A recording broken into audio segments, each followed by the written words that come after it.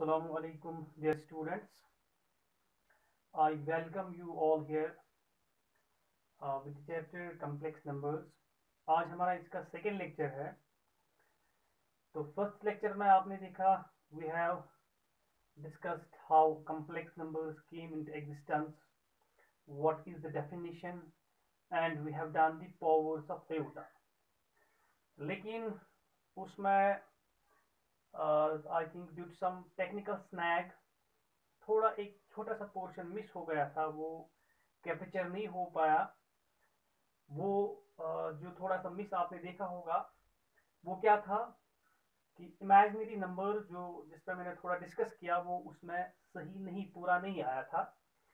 तो मैं थोड़ा वो रिपीट करूंगा. इमेजिनरी नंबर जो है, इमेजिनरी नंबर बेटा हमने किनको डिफाइन किया गया था. इमेजिनरी नंबर्स उन नंबर्स को बोला गया था which are against the real numbers, which are on the, I mean say, which doesn't lie within the world of real numbers. Real numbers जो है वो हमने प्रॉपर्टी डिफाइन की थी. रियल नंबर्स वो नंबर्स होते थे, हम तभी नंबर को रियल मानते थे if its square is greater or equal to 0. if it is either 0, जो खाली 0 में प्रॉपर्टी है, बाकी जो भी कोई रियल नंबर है उसको जो बेटा स्क्वायर करेंगे वो क्या बनेगा, पॉजिटिव. तो इमेजिनरी नंबर्स की डेफिनेशन क्या है? A number x is said to be imaginary if x square less than 0. उसी नंबर को हम इमेजिनरी मान लेंगे बेटा जिसका स्क्वायर क्या आएगा, negative, which is opposed to the property of real numbers. So when squared it becomes less than 0.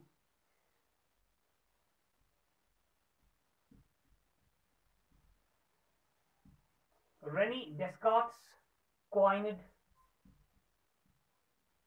the term imaginary for them in the year 1637. तो रेनी डेस्कार्ट्स ने इनको नाम दिया था क्या, इमेजिनरी नंबर्स. ये नंबर्स बेटा कैसे है? फॉर एग्जांपल अगर मैं x लूंगा स्क्वायर रूट ऑफ -1, तो जब इसको स्क्वायर करेंगे इट्स -1, तो x स्क्वायर आएगा -1, इसका मतलब x square plus 1 equal to 0. तो ये देखा आपने, हमने डिस्कस भी किया. बहुत सारी ऐसी इक्वेशंस थी जिनके रूट्स नहीं निकल पा रहे थे, जैसे कि ये एक है, इसका रूट ये है, इसको फिर डिनोट किया गया यूजर ने आयोटा से. तो these are the imaginary numbers. अच्छा, ये भी मैंने इस पर डिस्कस किया था. जो स्क्वायर रूट ऑफ -1 है, ये जो बेटा है ये रियल लाइन में आप नहीं पाओगे, क्योंकि स्क्वायर रूट वो नंबर होता है जिसको खुद के साथ मल्टीप्लाई करेंगे to provide the given number. So this was about the imaginary numbers. फिर हमने बेटा डिस्कस किया था पावर्स ऑफ आयोटा. उसमें हमने क्या देखा, इंपॉर्टेंट प्रॉपर्टी जो पावर्स ऑफ आयोटा जो है उसमें एक इंपॉर्टेंट प्रॉपर्टी पाई जाती है. उस प्रॉपर्टी को हम फिर से लिखेंगे.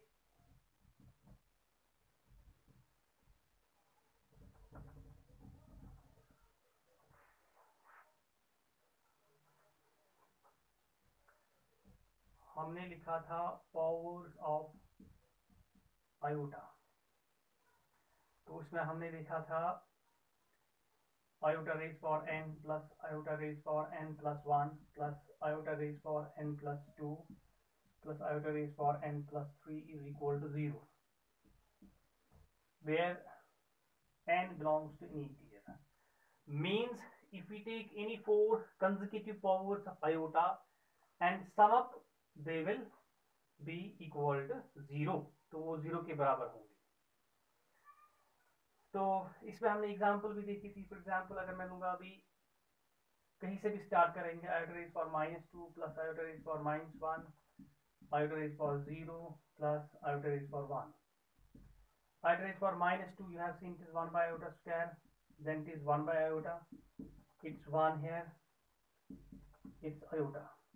ये आपने देखा था बेटा 1 iota square होता -1, it's then 1 by iota जो है इसको हम मल्टीप्लाई एंड डिवाइड करेंगे iota से। 1 by -1 it is -1 and +1 goes here। ये iota यहाँ divide by iota square, that's -1 plus iota, this is minus iota plus iota, ये भी 0। तो एक इंपॉर्टेंट प्रॉपर्टी इनकी है, अगर हम 4 consecutive integral powers of iota लेंगे और उनको ऐड करेंगे, वो बेटा क्या बनता है, वो 0 के बराबर बनता है। अब इस प्रॉपर्टी पे हम कुछ क्वेश्चंस देखेंगे।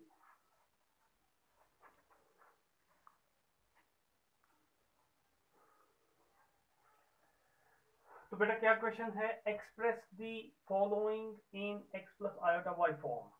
So these are questions. Summation k runs from 0 to 100 iota raised power k, summation k runs from 1 to 2020 iota raised power k, summation k runs from 2000 iota raised power k। देखो इनको हम कैसे करेंगे। ये जो हमारे पास है summation k runs from 0 to 100 iota raised power k, तो ये एक स्पेसिफिक नोटेशन में लिखा गया है। summation you know कि जो है पहले 0 देना है, iota raised power 0 plus then iota raised power 1 iota square iota cube iota 4 plus so on plus iota raised power 100। अब इसको हम कैसे करेंगे, हमें इसको अलग अलग नहीं करना है। जो प्रॉपर्टी हमने अभी पढ़ी, हमें ग्रुप्स बनाने हैं। These are consecutive integral powers of iota. तो हमने देखा जो 4 कंसेक्यूटिव आयोटा के पावर्स है वो 0 बनते हैं। तो लेट्स ग्रुप देम। पहले 0 से 100 तक कितने हैं, 0 से 100 तक ये है टोटल 101।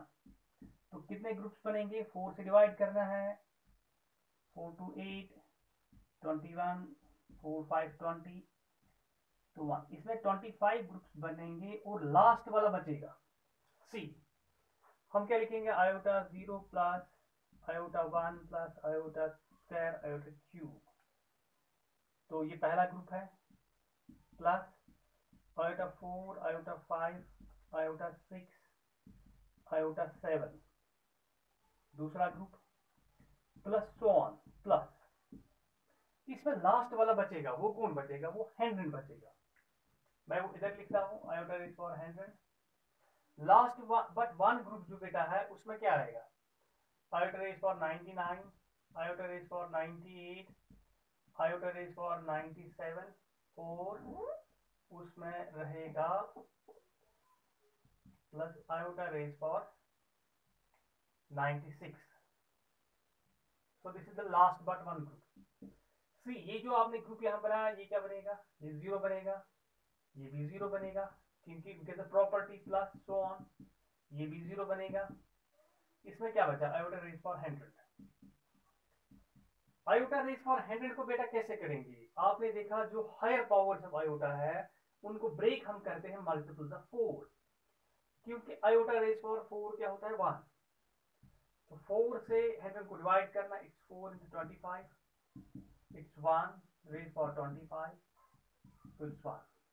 तो आपने देखा जो ये सारा था इन टोटालिटी इट इज 1। तो 1 को कैसे लिखेंगे बेटा, 1 को हमें लिखना है x plus iota y form में, इट कैन बी लिखना है 1 प्लस 0i। तो यहाँ x 1 है जिसको आप real part of complex number भी कहते हो, और y क्या है, इट इज 0 जिसको हम imaginary part of complex number भी कहते हैं। तो इस तरीके से ये क्वेश्चंस करने हैं।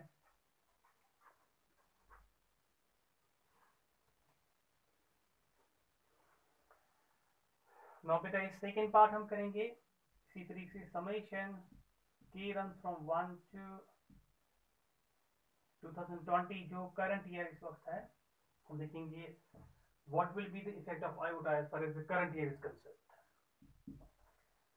So you start from 1 square cube plus so on plus iota raised power 2020.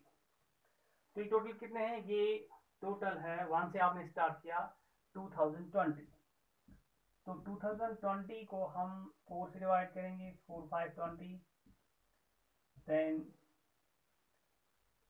0 here 4 5 20, तो बराबर हुआ ये। तो इसका मतलब इसमें बराबर ग्रुपिंग होगी, इसमें कोई नहीं बचेगा, तो 5 नॉट 5 ग्रुप्स बनेंगे। So let's group them. First is iota 1, iota square, iota cube, iota 4 plus so on, plus last वाला ग्रुप क्या होगा? लास्ट वाला ग्रुप होगा 2020, 2019, 2018, 2017। तो ये 0 प्लस जो भी ग्रुप्स बनेंगे बेटा वो सारे 0 प्लस ये भी 0, so it's nothing, it is big 0। तो इस 0 को कैसे आप लिखोगे x प्लस i वाले फॉर्म में? It can be written as 0 plus 0i। So this is how you can deal with the powers of iota, and that will be the summation of powers of iota. You can make use of this beautiful property to make it done. तो इसमें अच्छे खासे question बनते हैं इस pattern पे, तो जो भी क्वेश्चन है इनको आप इसी तरीके से बेटा करोगे, इसको भी आप ट्राई करोगे।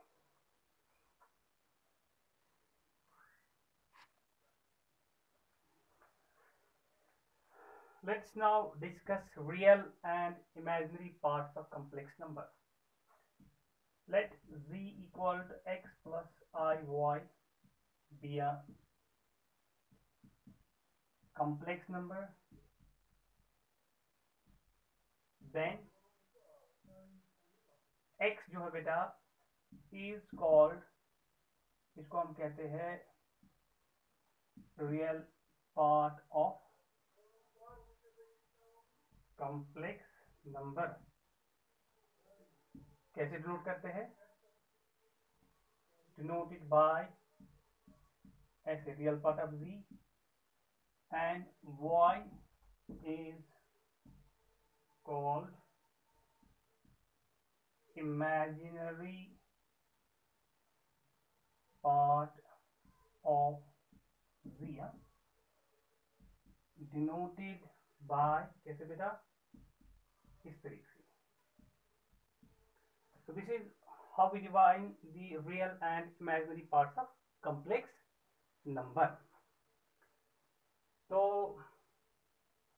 for example आपके पास है z equal to 3 plus 4i, तो इसमें x क्या है? x is 3, y is 4, तो रियल पार्ट 3 है, इमेजिनरी पार्ट 4 है। मैं लिखूंगा z equal to say -1 plus iota. So what's x here? X is -1. What's y here? That's 1. तो रियल पार्ट बेटा -1 है और इमेजिनरी पार्ट 1 है। आपको ये भी याद होगा, ये जो कॉम्प्लेक्स नंबर है z equal to x plus iota y, इसको बेटा कैसे मैंने बोला डिनोट करते थे? ऑर्डर्ड पेयर है x का y, जो पॉइंट रिप्रेजेंट करता है प्लेन में। तो ये बेटा क्या बनेगा? As point 3, 4। ये एज पॉइंट क्या बनेगा? -1, 1। तो अगर हम लिखेंगे z equal to only iota, तो इस आयोटा को कैसे लिखेंगे? x प्लस i में फॉर्म है, can be written as 0 plus 1 into i। So x is here 0 and y equal to 1। इसमें x 0 है और y क्या है? 1। तो एज पॉइंट ये क्या बनेगा? 0, 1। अगर मैं लिखूंगा z इक्वल से 3, बेटा ये कौन सा नंबर है? ये रियल नंबर है। क्या ये रियल नंबर जो है, क्या ये कॉम्प्लेक्स नंबर है? अभी उस फॉर्म में नहीं है। मैं इस 3 को लिख सकता हूं 3 plus 0, and this can be written as 3 plus 0i। तो इसमें बेटा x क्या बन गया? 3 और y क्या बन गया? 0। इसका मतलब every real number is complex number with y known as imaginary part of z equal to 0. Very important remark. हम क्या लिखेंगे? Every real number is complex number with imaginary part of z equal to 0 as x belongs to r. मतलब जो भी कोई real number है can be written as, इस x को कैसे लिखेंगे? x plus 0i. तो जो भी कोई रियल नंबर है उसको कॉम्प्लेक्स नंबर फॉर्म में लिख सकते हैं, लेकिन उसका जो इमेजिनरी पार्ट है हमेशा क्या होगा? 0. So it can be written as point x का 0. ये जो रियल पार्ट और इमेजिनरी पार्ट है, आपने बेटा ये जो कार्टेशियन प्लेन है आपने देखा होगा, इसको आप क्या कहते हैं? इसको x एक्सिस कहते हैं या रियल एक्सिस. इसको क्या कहते हैं? इसको इमेजिनरी एक्सिस कहते हैं. क्यों? क्योंकि ये जो x एक्सिस है इस पर real parts of complex number lie करते हैं. जैसे मैं बोलूँगा बेटा ये जो है हमारे पास से 0,1, ये 0 है और यहाँ 1 है. It is 0,1. आपने देखा 0 जो है ये x एक्सिस पे है और 1 कहाँ है? इमेजिनरी एक्सिस पे है. इसको इमेजिनरी एक्सिस इसलिए कहते हैं क्योंकि इसमें इमेजिनरी पार्ट्स जो कॉम्प्लेक्स नंबर के हैं वो लाई करते हैं. और इसको रियल एक्सिस क्यों कहते हैं? क्योंकि इस पर real part of complex number lie करता है. This is the reason for the names they have got. तो ये था रियल और इमेजिनरी पार्ट. अब इसके बाद हम पढ़ेंगे बेटा purely real and purely imaginary. हम किसको कहेंगे?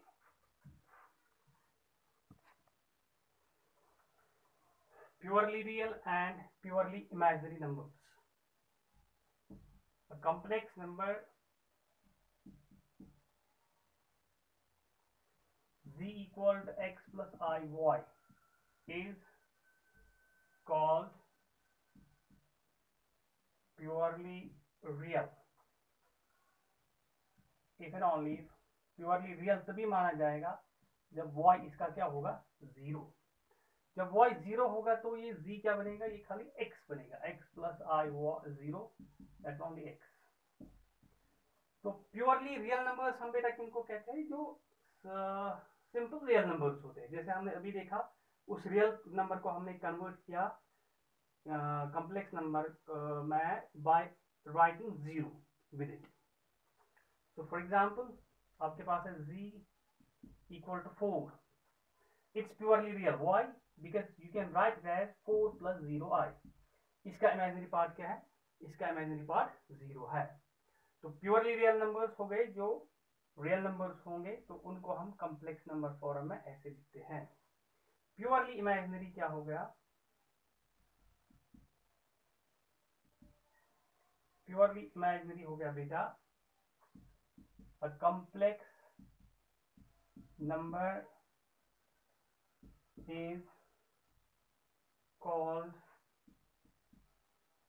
purely imaginary. और कॉम्प्लेक्स नंबर हम लिखेंगे ऐसे z equal to x plus iy is called purely imaginary if purely imaginary कब होगा? if x equal to 0. जब इसका रियल पार्ट 0 के बराबर होगा. दैट इज वो क्या बनेगा? z इक्वल टू x का बदले 0 लिखेंगे 0 प्लस आई वाई, तो वो बनेगा ओनली आयोटा वाई. तो प्योरली इमेजिनरी नंबर जो है वो इस फॉर्म में होगा. For example z equal to 3 iota, z equal to square root 3 iota, z equal to iota, z equal to minus iota. ये सारे क्या है? Purely imaginary. क्योंकि इनमें क्या है? इनमें रियल पार्ट 0 है. रिमार्क, क्या हमारे पास कोई ऐसा नंबर है जो प्योरली रियल भी है और प्योरली इमेजिनरी भी? मतलब प्योरली रियल का मतलब उसमें y जीरो होना चाहिए और प्योरली इमेजिनरी उसमें x जीरो होना चाहिए। जिसमें दोनों प्रॉपर्टीज होंगे उसमें ये वाली प्रॉपर्टी भी होनी चाहिए और ये वाली प्रॉपर्टी भी। उसका मतलब उसमें x भी जीरो होना चाहिए और y भी जीरो होना चाहिए। तो सिंपली बेटा वो क्या बनेगा, वो जीरो बनेगा। Yes, z equal to 0 and 0 written as 0 plus 0 I is purely real as well as purely imaginary. And this is the only number, the beautiful 0. It is the only number which is simultaneously purely real as well as purely imaginary. So this was about purely real and purely imaginary numbers.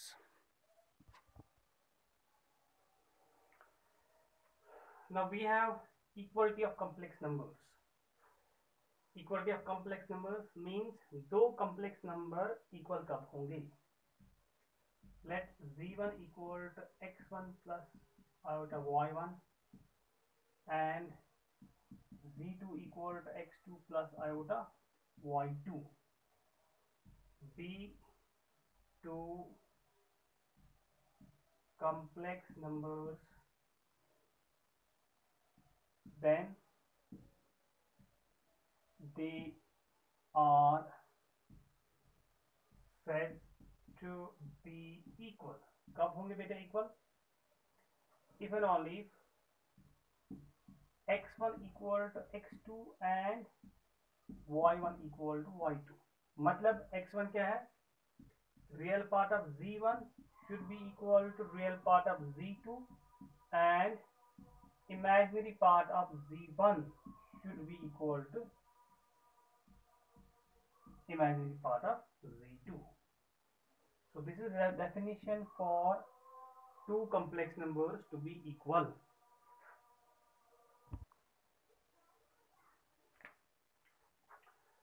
So this is how we define equality of two complex numbers.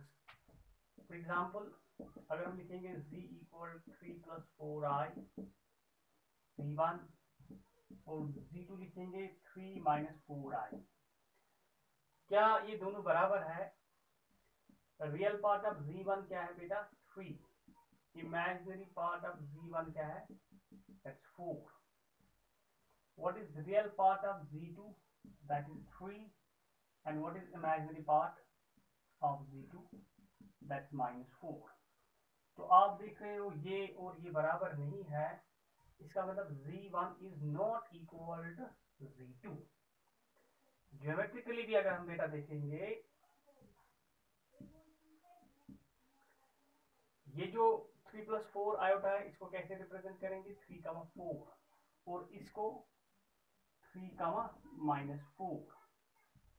So this is 0, 1, 2, 3, say 1, 2, 3 and 4 here, -1, -2, -3 and -4. तो z1 जो है पहला geometrically क्या represent करेगा? 3, 4. 3, 4 is here, ये आपका z1 है बेटा। z2 क्या है? 3, -4, ये आपका z2 है, ये 3, -4। तो इक्वलिटी मीन ज्योमेट्रिकली भी बेटा आप देख सकते हो ये दो लोकेशंस जो है they are not the same location, they are different locations. So that's what we call equality. Equality mean जो ये है वही ये भी होना चाहिए, लेकिन आपने देखा ये दो चीजें सेम नहीं है, ये दो लोकेशन सेम नहीं है। इनफैक्ट ये जो आपने यहाँ देखा 3 + 4i 3 - 4i, या आगे एक और अच्छा कंसेप्ट इसमें है, उस वक्त इसको हम अच्छे से एक्सप्लेन करेंगे। तो ये कंसेप्ट क्या है ये आप जहन में रखोगे, तब इस पे हम और डिस्कस करेंगे। So presently we are dealing with equality of two complex numbers. यहाँ ये दो इक्वल नहीं है, तो क्या होना चाहिए? अगर z1 है से 5 + 4i, z2 भी होना चाहिए 5 + 4i, तब जाके हम कहेंगे z1 = z2। तो कॉम्प्लेक्स नंबर्स में बेटा इक्वलिटी होती है, one complex number can be equal to another, लेकिन इसमें जो ऑर्डर है इसमें ऑर्डर नहीं होता है। ऑर्डर का मतलब जो हमने पहले लेक्चर में भी बोला था, you can't say one complex number is greater than और लेस देन अनदर, उसमें ये प्रॉपर्टी नहीं होती है। जैसे कि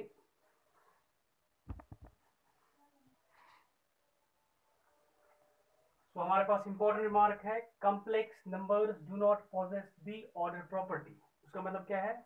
दैट इज,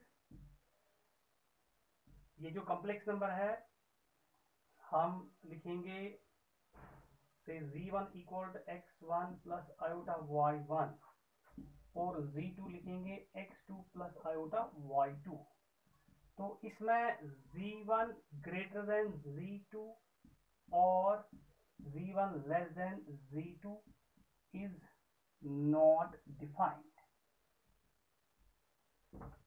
ठीक है बेटा?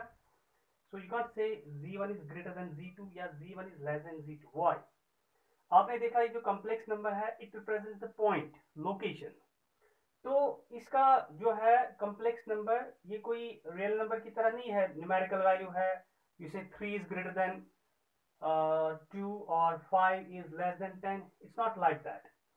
इक्वलिटी जो आपने देखा, इक्वलिटी का मतलब है हाँ ये वही लोकेशन है। हमने देखा अभी जो ज्योमेट्रिकली हमने बनाया, if it is the same location you say yes they are equal, but these things are not defined, z1 greater than z2 और z1 less than z2, it's not defined.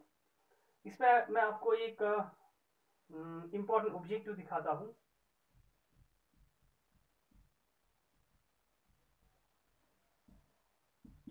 यही में आपको काम आएगा।